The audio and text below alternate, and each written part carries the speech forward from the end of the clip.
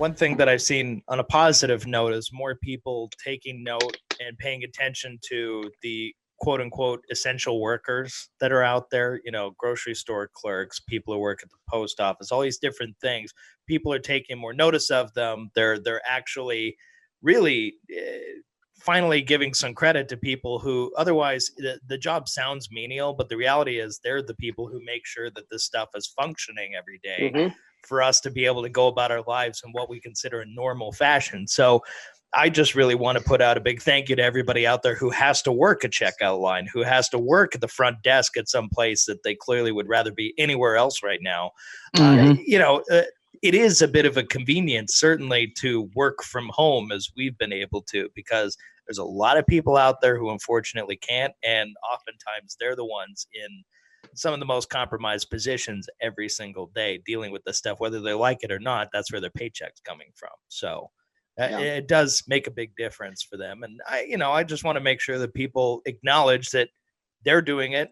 And if you're lucky enough not to, then, tell them thanks the next time you see one. Yeah. Yep.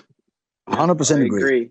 Because I worked that job for 15 years and it was very thankless. Any kind of retail job, just nobody cares. You're right. My son, he works in a supermarket, and he's complaining about this every day because they wear like these vests where they have written on the back that they should keep like 1.5 meter distance. I don't know how many feet that is, but they should keep distance. Yeah. So what happens when they put grocery back into on the shelves? People already start grabbing over them, so they don't care about them. So I totally agree with Dane. It is like a job that has never been respected, and but still they're doing it today, So and everybody it's not hard to say thank you, and it can make a big deal. And if it wasn't for him doing that wouldn't be on the shelf.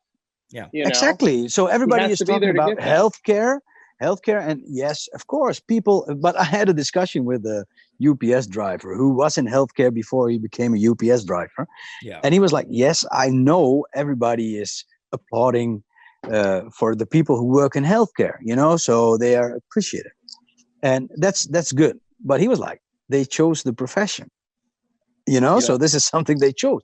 I am a driver. I drive packages, so if I don't deliver the packages." Something stops as well, So, and this is what I think. This is what you're saying. He didn't sign up to work in a pandemic. No, but nobody did. Nobody did. But nurses and emergency workers, there's a certain level of understanding that you might come into contact with these sorts of things in normal conditions. Whereas somebody who works at a grocery store and has a low wage or is a delivery driver, yes, ultimately the fine print says they probably signed up for it, but realistically, nobody's going into that going, yeah, I'm definitely going to go and, maybe it's Ebola this week. It's not, it's not something that they said, that's going to be part of my job. No, 100% not. And I'm not saying that the people in healthcare are, because nobody was prepared for this. Everybody was, because that's the complaint that we have now here in Europe, is that they say, we knew this might happen, but we are not prepared. Why are we? Well, they've been talking for decades about pandemics eventually coming around, and they do once in a while, but you hear there's a flare up and then it's gone after like maybe 2,000 to 4,000 cases around the world. It's kind of mellow out. But this is really.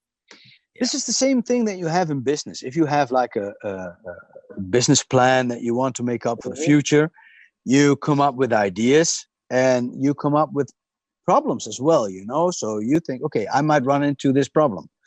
But it is the conversation at that moment until you run into that problem. Yeah. And then you're like, oh, yeah, we talked about this.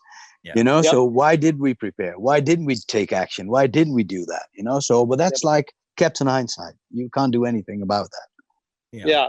Well, and I used to, I learned from a previous boss, he always had cash on hand and had always set it up so that there was always, at least a couple months wages in the bank account for the entire staff.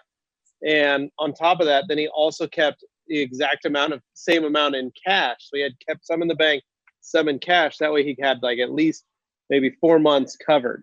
And I always thought that was weird. And I remember I asked him, I was like, well, when like a polisher would break and he would throw a big fit about having to replace a $200 polisher. At the time, we were all using rotaries, and I would go, I know what we have in the bank account because I helped do payroll. Like, we have the money. Let's just buy a $200 polisher. And he's like, nope, we can't touch that. We can't, like, that is the limit. Like, we can't go past that. We have technically zero in the account. So we're not, till these checks come in, we can't do anything about that. And I always thought that was strange until I opened my own shop. And once I did that and started planning and doing, like you said, with a business plan, it was like, oh, now I see where he was, because he never missed a paycheck, never missed a payday, never had the point where he was like, oh, guys, I don't have money. I can't pay you this month. You never want to be the boss who can't make payroll. You become instantly the worst That person. never happened. That never happened. And that was something he was proud of, that he he was always able to pay the guys, and he never missed a payday. Because we heard about a lot of detail shops where guys just weren't getting paid, or they wouldn't get, paid for 6 weeks or whatever. So his plan was, he did it out of more spite towards those other detail shops. Like, I can pay my team, I can always pay my guys, and I'm set to pay them at any, if anything bad happens. Where other shops were, literally paycheck to paycheck with their team. And, we got a little bit of money, so here's some money for you. Here's, it's not your full pay, but it's something. That was their normal. Please don't leave. That was their normal order of business. And so to see that juxtaposition between those, it created a lesson for myself for work, to make sure we do those same things in the business, so that we're not caught, when something like this happens. Now, we can all say we were ready for this personally, but not all of us were ready for this personally, and a lot of families aren't. And so, anyway, it's just good. It's just good to be able to have this, have us going and work what we're doing, and be able to, But it's a good point that you're referring to now, Levi, because with hire, it's not difficult to hire staff or employees. It's not difficult, but it comes with a responsibility as well, so people rely on you. And the longer they work for you, the more they rely on you, so because that's where their future is built on. And so I totally agree with the story that you were saying, and I totally agree with your former boss, so that he has the money in the bank. And that's what we had as well. Yes, you can be like cautious of how do you say that? You can be like cautious the money you spend. So and that's what we did. And yes, sometimes we have the money in the bank, we can do this investment, we can do that investment. And now I'm thankful we didn't, and that the money is in the bank, and that we can pay our staff, and that everybody is still happy, although they work from home or whatever. We can call them and ask them, and they reply immediately, so if we need to have something fixed or done, they do it immediately, within their capability, of course. Yes, I'm happy we can do that, and I'm happy we grew the business like this, that it's not like a one-day fly if something happens.